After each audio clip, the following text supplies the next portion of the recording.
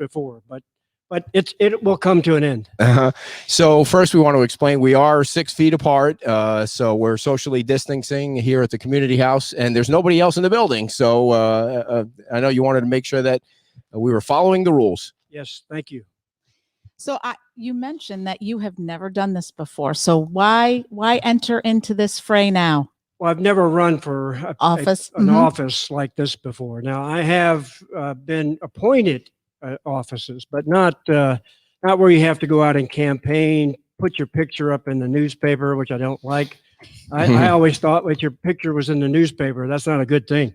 Right. So it depends on what page of the newspaper it appears on. Probably true. I joke my picture's in the post office too, but that's not a good joke. So tell us a little bit about your history. You said you've been living here for 28 years? About 22. 22, on and off. Now, I came here permanently after I left my job in DC in 2004. I decided to set up a consulting business here in January 2005, and I've been here working on the island since. Okay, so tell us about the history of your employment. What did you do before coming down here?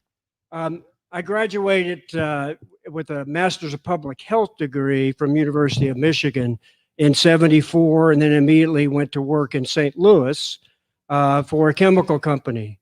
And I did that for 2 or 3 other companies, which were spinoffs of the original, until I got appointed by George W. Bush to run OSHA. Okay, so the chemical company was Monsanto? Correct. So how was it working for a company like that always seems to get kicked around these days? Well, we weren't get kicked around much back in those days.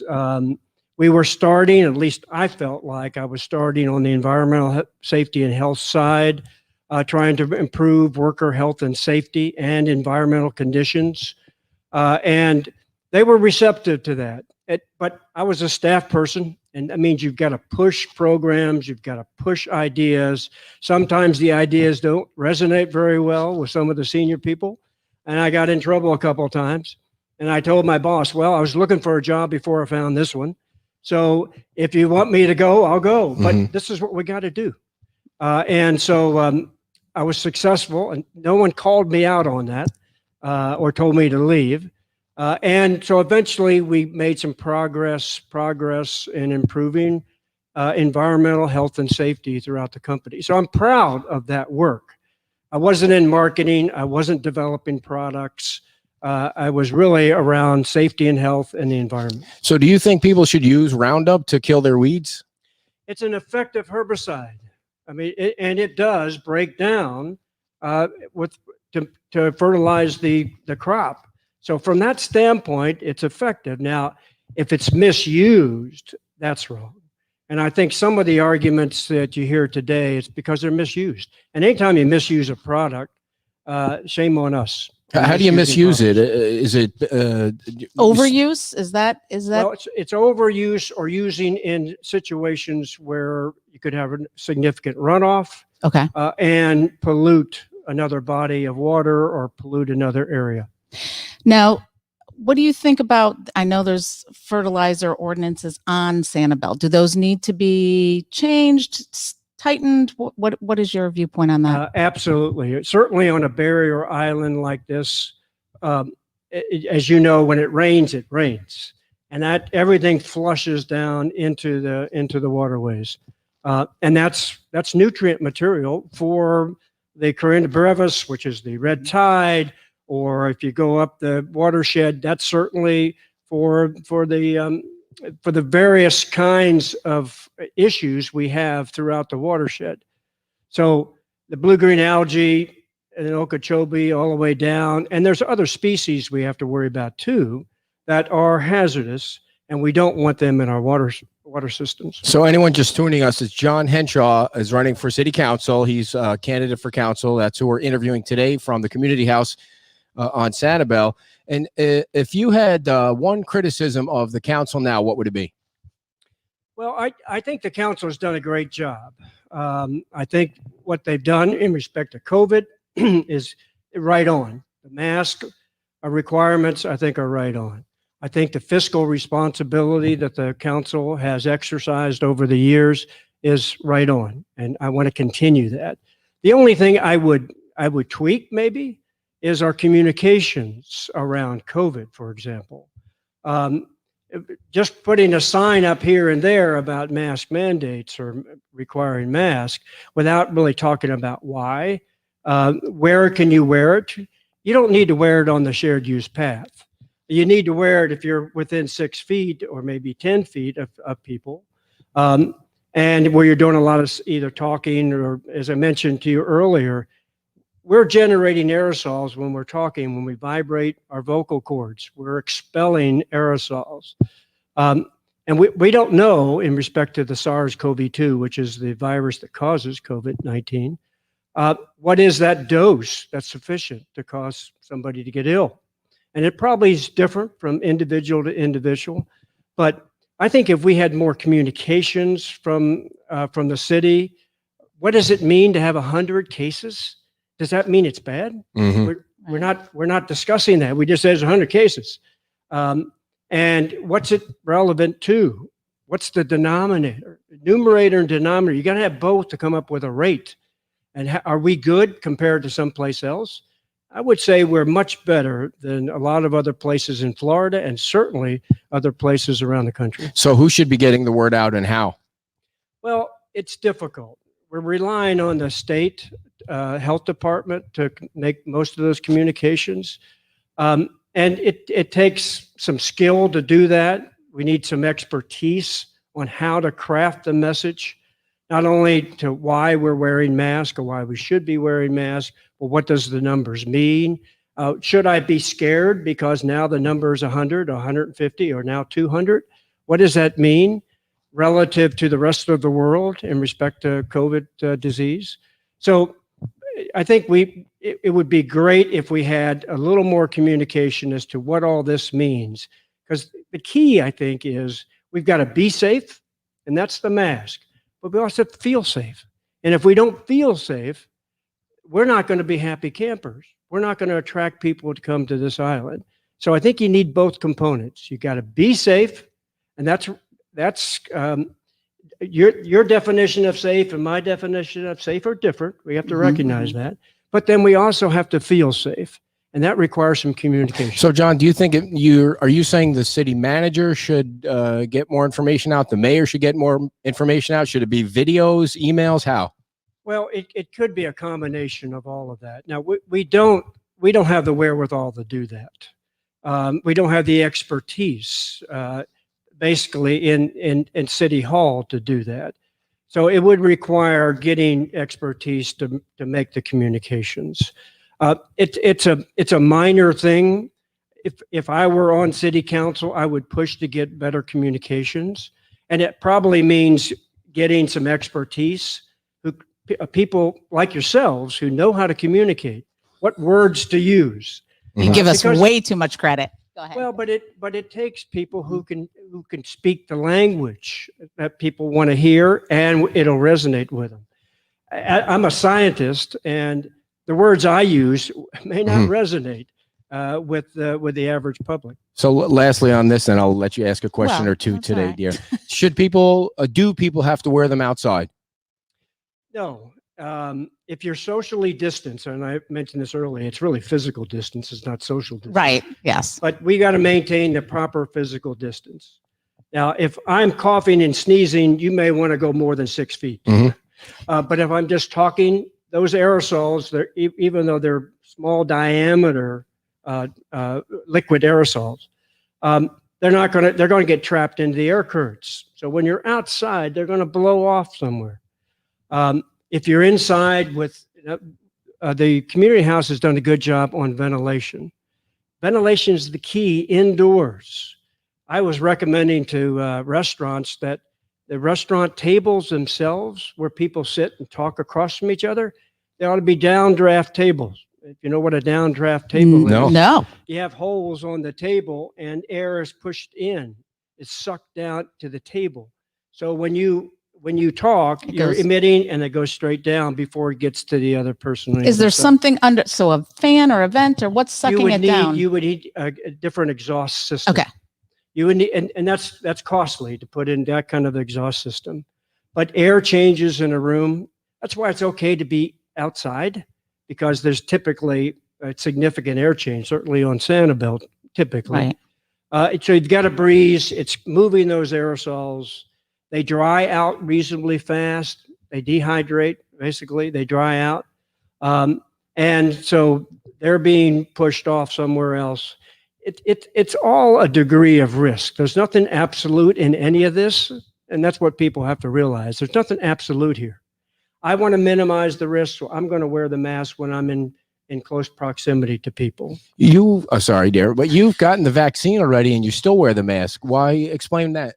Well, the data is not all out yet as to how safe it is for me. I think I'm pretty good. If I had the Pfizer, both shots, so I'm like a new puppy. I've got my shots, but we don't know for sure. Even a 94% efficacy that's pretty good. Mm-hmm. And Moderna is about the same. I'm still going to wear it because I want somebody that I'm speaking to feel safe. Got you. Not just be safe. And I wear an N95, and I've been wearing N95 since in the 1970s. In industry, we wear N95s. I had plenty of these. If you need some, let me know. All right. Because they protect you as well as somebody else. And I choose to do that. I choose to not be a victim. I choose to protect myself. Now we were just talking about the vaccine. How do you feel like the rollout's going? How's it going on Sanibel? Are people getting, the people that need it, getting it? What are your thoughts on that? I think, obviously, we've never done this before as a country or as a state. I think the state is doing a great job. Lee County's doing a great job. Recognizing we've never done this before, and we're going to learn.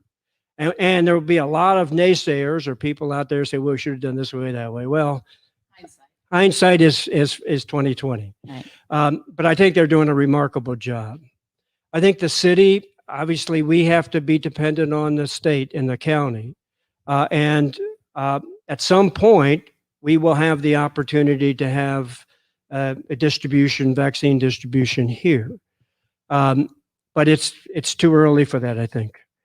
I think I'm not the expert in the distribution of vaccines. Mm-hmm. There are a lot of good people who are, and they've chosen to do what they're doing, and I think it's a great job. Great.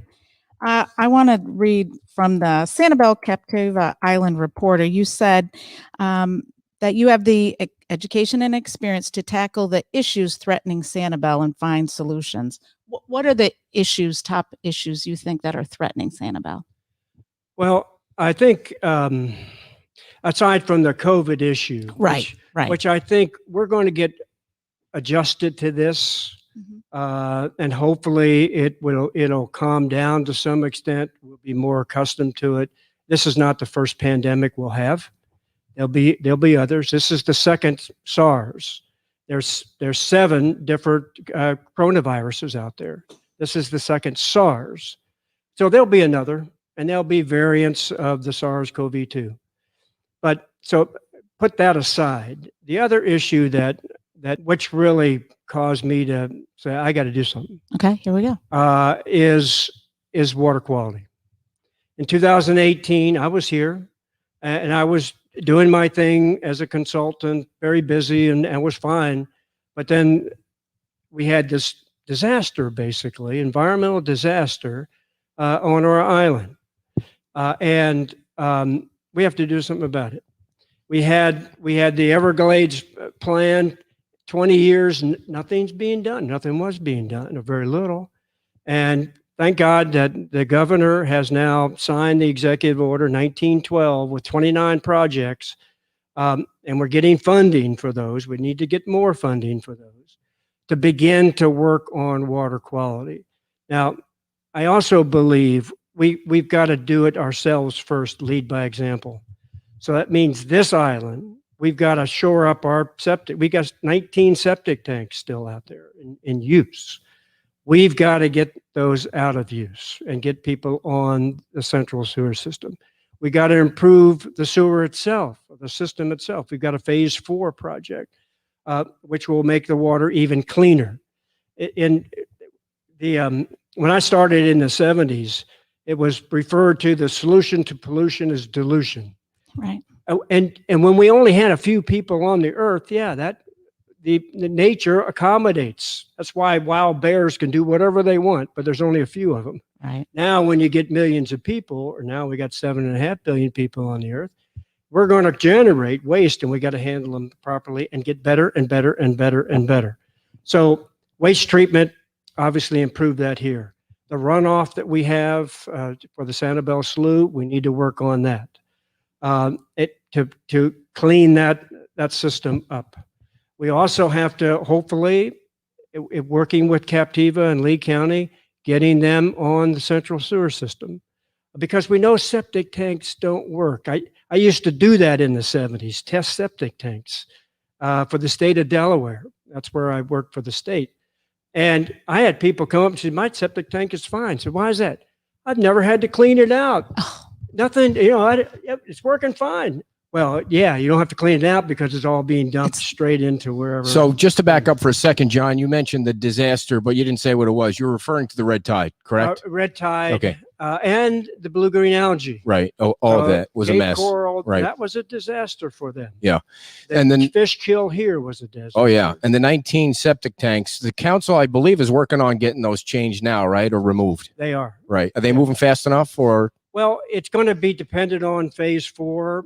If we get that funded, and it's now up in Tallahassee, it's on the consent agenda. I understand the $750,000 to supplement our money that we're putting into it as well, Lee County, and so I think hopefully that'll happen, and then we can start talking about getting Captiva. What is the total cost to the?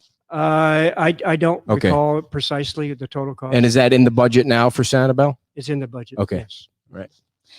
Thinking about budgets and the impact that the pandemic's going to have on the budget, what are and there's so many projects that pull on the purse strings of that budget. What are the top projects you think need to be looked at, to be considered for those funds that may be dwindling in light of the pandemic? Well, and I think the council has done a great job on managing this issue, this pandemic, and how to streamline our management of our programs. We had to furlough people. We had to lay people off. That's a hard decision to make, but it was wisely done. And I'm a fiscal conservative, which Okay. means I don't want to spend anybody's money unless we have it and they want it to be spent that way. So we have to be very careful on how we spend it. So I think the council has done a great job in managing the resources that we have coming in. The issues about the beach parking and closing down the beaches, all of those were heavily debated, as you probably know, as well as in Fort Myers Beach and all over Southwest Florida. And so there was some loss, and there will be some loss. We've got to accommodate that, but we can't spend above our means. We've got to encourage businesses to figure out how to bring people back on the island. I think 2018, we're still reverberating from that as far as the water quality. And certainly we had red tide a few weeks ago. Little We taste still of it. got a little bit. Yeah. And people were concerned, are we back into that same pattern in 2018? So you mentioned you're a fiscal conservative. The council recently more than doubled the fee for parking for people coming from outside residents. Would you have voted yes for that?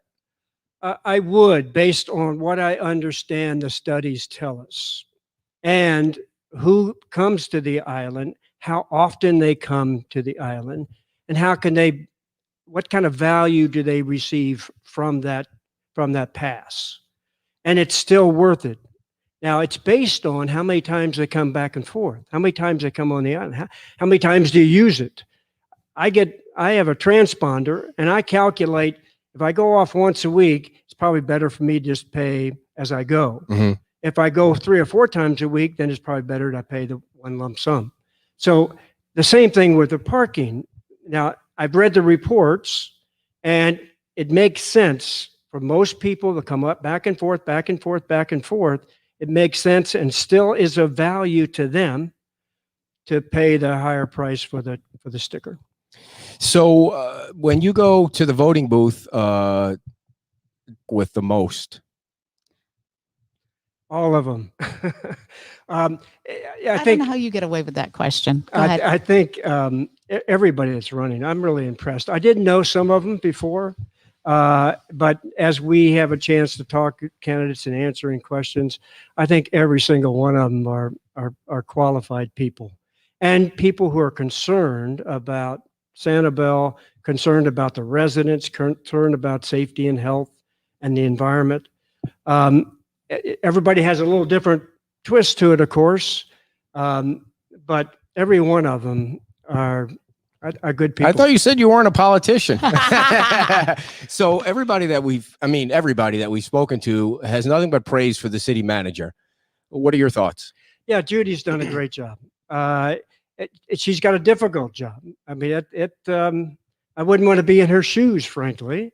But she has managed the city and worked with the city council, who she reports to, on managing the city. She pushes back sometimes, they push back, and that's the way it should be. Mhm. But I think by and large, she's done a great job. Are you comfortable that the mayor's position isn't elected? Yeah, I haven't really thought too much Okay. about the pros and cons of that. That's the way it's been. Mhm. And I don't, as I sit here, I can't say that's good or bad. It is what it is, and I'm okay with that. But I may change my tune if I get on the council and see things differently. But I don't have any reservations about the way it's been done now. Who do you think should be the mayor after the election? The individual that gets the most votes Okay. from city council. All right, 2 for 2 he is. He's hitting right out of the park there. So what makes you stand out over the others? Well, one, I do come with a different kind of background. I'm not a CPA, and one of them is a CPA. I'm not a physician. Another one's a physician. And there's 2 realtors, I believe, and 1 lawyer. I'm not of any of those, so I'm different. And so we're all somewhat different. I bring one is environmental safety and health background. So that's unique. And right now we need somebody to make sure that we protect our environment, protect our habitats, protect our water, improve our water. The other piece of that is I have dealt with politicians. When I was in Washington, I had 535 bosses. That means every congressman and every senator felt like they could tell me what to do. I went into their office and say, yes, sir, yes, ma'am. And then I went back and did what I thought was right. And then I had to ask for forgiveness later, maybe, but Mhm. I'd rather have that. I'm not going to ask for permission sometimes. But the point is, I deal with these people. I dealt with them. And they're fine people. But they have a special interest. Everybody has a special interest.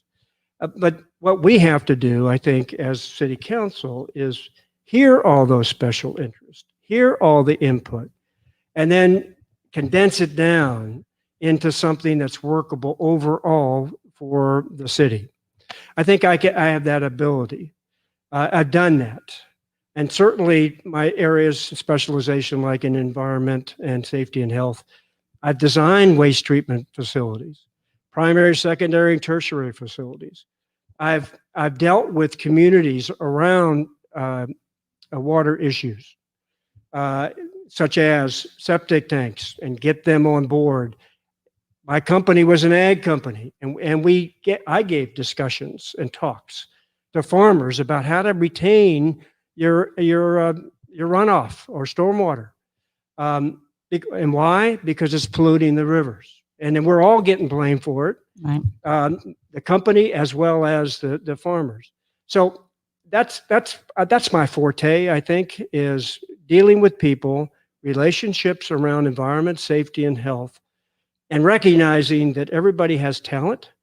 We just have to pull that talent and bring it together and make things happen. When you talk to the residents and you're out having dinner and they see you, and it's a small community, so I'm sure you all know a lot of people and know each other. What are their concerns? What's their number one concern or top two concerns, the residents, Well, besides COVID? Besides COVID, and then water quality is still an issue, although we have to make sure that doesn't wane as the sun comes out. It's fine. Everything's fine, right? It's not. Right. We got to keep pushing. We got to keep pushing that button.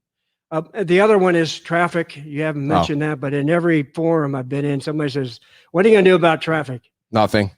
I don't know what to do about traffic. I mean, it's not like you can widen the road. No. No, we're not going to do that. Right. As far as I'm concerned, we're not going to widen the road. We're not going to put 4 lanes in here. Now, the only thing we might do is encourage more people in bike paths, Right. widen the bike paths maybe, Mhm. but not the roads. So we got to find a way to get people on and off the island differently, maybe using different means, maybe electric cars or maybe some sort of other kind of transport. It's been tried, and we've got examples of where it works and doesn't work. Or as well as we've got to figure out how to spread the load. Instead of everybody here February, March, and April, let's spread it out to June and July. They can stand July. Yeah. Yeah, if you But- can turn down the heat, Turn I down the- think we'll get some people down here. But there's some opportunities, I think, on shoulder seasons for us to have special events. Yeah, it's going to be hot. Yeah. But how many people turn down Orlando in July? Right. Not many. True. I mean, it's Yeah. busy. Give in them a reason to come. They'll come. Right. That's the idea. So I think we need to explore some of those ideas. I think one of the things when I've talked to a few people is about land use and balancing, preserving, the wildlife and those areas and increasing that, and also kind of managing that with development that may or may not go on. Can you speak to like the Sanibel plan and the land use issues that face the island? Well, I do think the Sanibel plan and the development code, the codes that we have, they're excellent. Now there's some tweaking to be done. We've got to improve the franchise one. We've got to improve the septic system issues. So there's some improvements. What do you mean franchise one? There's issues around what constitutes a franchise. Okay. It's either advertising or logos, or is it formulas for certain kinds of food? And so that's got to be addressed. And right now, the Planning Commission has got a group that are looking at that right now. And so, but those are small tweaks. But the fundamental of the Sanibel plan, protecting the habitat. The 67% of our island is in conservation. That's great. Can we get more? And maybe we can. And you'd be in support of that, looking for additional. I would be in support of that. Okay. And the reason is, and it's very simple. 5 o'clock, I took my 3 grandkids to the airport. They've been here a month and a half. And they love Sanibel because they can ride their bike anywhere. They saw I quizzed them as we were driving to the airport. How many animals do you see? And they started rattling off everything that they saw in their natural habitats. It wasn't a zoo, in their natural habitats. And that's what makes Sanibel unique. That's why the city needs to continue to partner, which they are, obviously, with SCCF and other partners around preserving the habitats, preserving the environment here on Sanibel. The reason for that, I'm getting a long-winded answer. The reason for that is I want them to appreciate nature. I want them to appreciate wildlife. I want them to realize it's important that we take care of our environment. It's going to get more and more difficult. By 2050, we'll have 10 billion people on this earth. Where are we going to put them all? I hope we don't put them on our lands. Certainly the habitats that are critical to certain species. I'm not a tree hugger, but I care about the environment. I care about animals. I care about the habitats that we have preserved here in Sanibel. At the forum the other night, did somebody mention that Ding Darling was purchasing or getting ready to purchase property? What do you know about that? I don't know anything about that. I'm certainly not privy to anything of that sort. Okay. Is there land to purchase still left out there on Sanibel? I think there are some tracts, Okay. 2, 3, 4 acres type of thing, maybe even a little bit larger. I think there's one off of Bailey, but yeah, there are some tracts to purchase. But we're not gonna. This island's pretty much like 95% built out, Right. Okay. so there's not much development that can go on. The larger tracts, they're going to be obviously subject to the building codes, if they are developed in any way. But I would encourage, and I'm sure residents on the island are keen on preserving that and putting that into conservation land as well. So we're out of time. John, give everybody the elevator pitch, why they should vote for you. Look right into the Yeah. camera. Look right in the camera. Okay. Well, I care about Sanibel, and I care about the residents of Sanibel. I care about what we have here and the Sanibel plan. It is important that we preserve it. And it's going to take some energy. It's going to take a lot of time and commitment to make it happen. I'm committed to making sure that we preserve Sanibel with all the different pressures we have, whether it be COVID or development or our water quality coming down from the Caloosahatchee. I'm committed to make a difference in that area. I'm committed to make sure that the island and the city lives within its means and does not overextend itself. And I want to make sure that I hear all the residents and how you feel about Sanibel and how to preserve what we have here. Well, John, thanks so much for coming on. We appreciate it, and good luck in the race. Thank you. All very right. much. John Thanks. Henshaw, everybody, running for city council for here on Sanibel, and we appreciate him coming on. And we have Tim coming up next, so we're going to talk to the folks here at the community house. Thanks so much, John, for coming in, and good